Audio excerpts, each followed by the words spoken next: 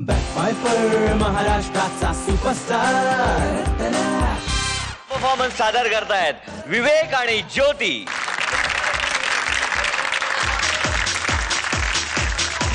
हा बोल. अगं इथे खूप लाऊड म्युझिक आहे. मी थोड्या वेळानं फोन करू का? हो हो नक्की नक्की नक्की. Okay bye. हाय हाय. तू इकडे काय करतोस? पार्टी चालली आहे मित्रांबरोबर आहे. ओके. तुला आवडत नाही ना? हा कधीतरी येत असतो. ओके बाहेर जाऊया. बाहेर? हा ओके. चल. I come in 5 minutes. या.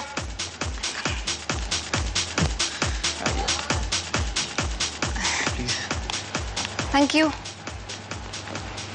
मला वाटतं 3 वर्ष झालीत ना आपण इकडे आलो होतो. हो ना.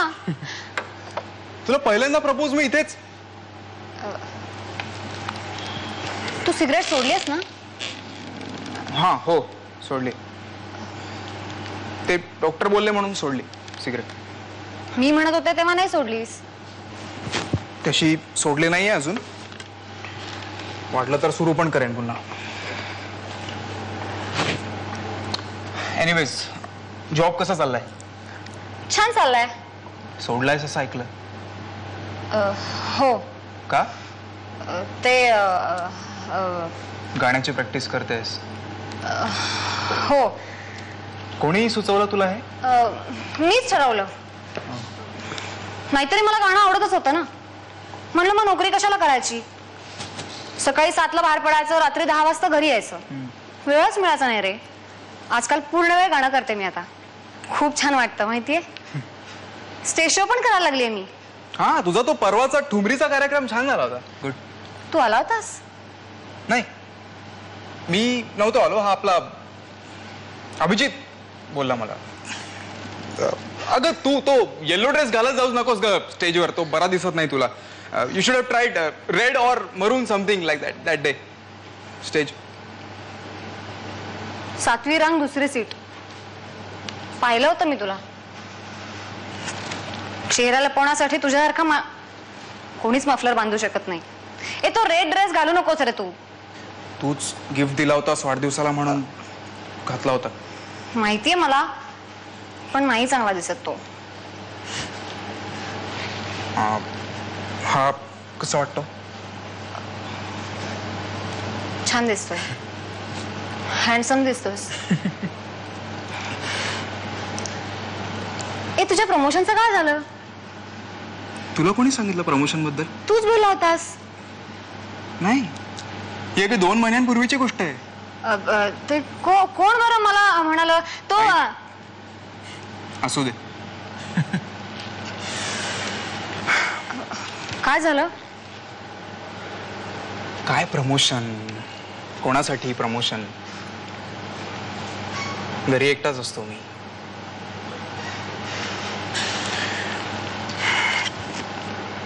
सकाळी ब्रेकफास्ट मध्ये ऑमलेट करतो. कधीतरी असं मुद्दाम करपवतो तुझ्या हातची टेस्ट यावी म्हणून. संध्याकाळी तू घरी येण्याची वेळ होते ना तेव्हा नकळत अशी नजर दाराकडे जाते. असं वाटतं तू येणार आहेस तिथला.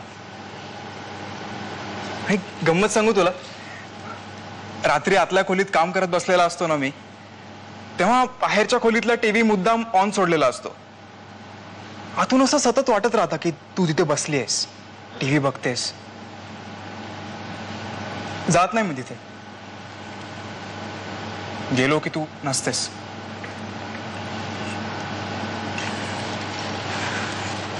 मलाही सगळं असंच होतं रे. तुला गाणं आवडतं ना माझं? कार्यक्रमासाठी जेव्हा तयार होत असते ना मी, तेव्हा आरशासमोरून पायच निघत नाही माझा. असं सारखं वाटत राहतं की तू कुठून तरी येशील आणि मला मिठीत घेशील. येशील परत.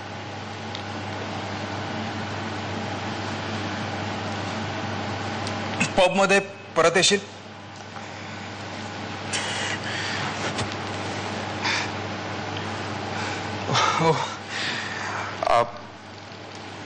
Happy new year. Happy new year.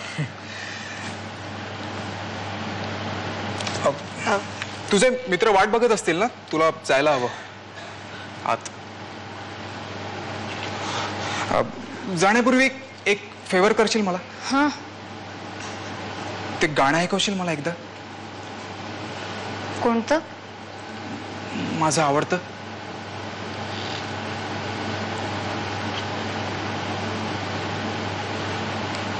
आज जाने की जिद ना करो, यूं ही पहलू में बैठे रहो, यूं ही पहलू में बैठे रहो.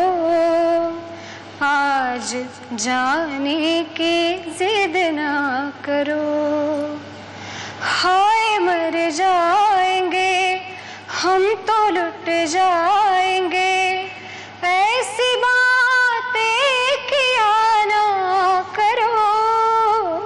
आज जाने की जिद ना करो.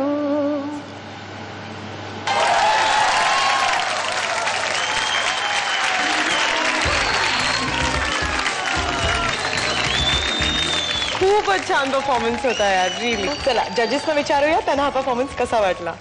सुप्रिया मॅम. ज्योती, म्हणजे एक मला कॉम्प्लिमेंट द्यायची आहे तुला की तुझ्या भावना ना गाण्यातनं खूप छान व्यक्त होतात. थँक्यू. खूप छान व्यक्त होतात.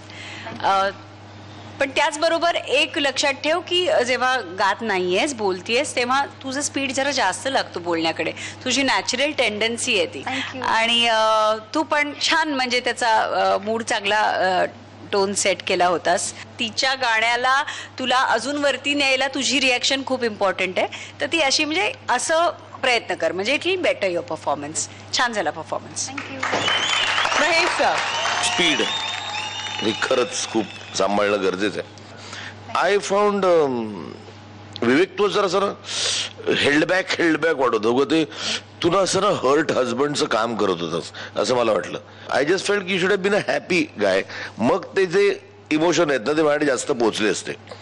पण यू कॅन इम्प्रूव्ह, कारण ह्याच्या आधीचा परफॉर्मन्स जो झाला आधीच्या एपिसोडमधला वॉज म्हणजे एक्सपेक्टेशन वाढले आहेत. But I like the whole काय तुमचं प्रेझेंटेशन आवडलं.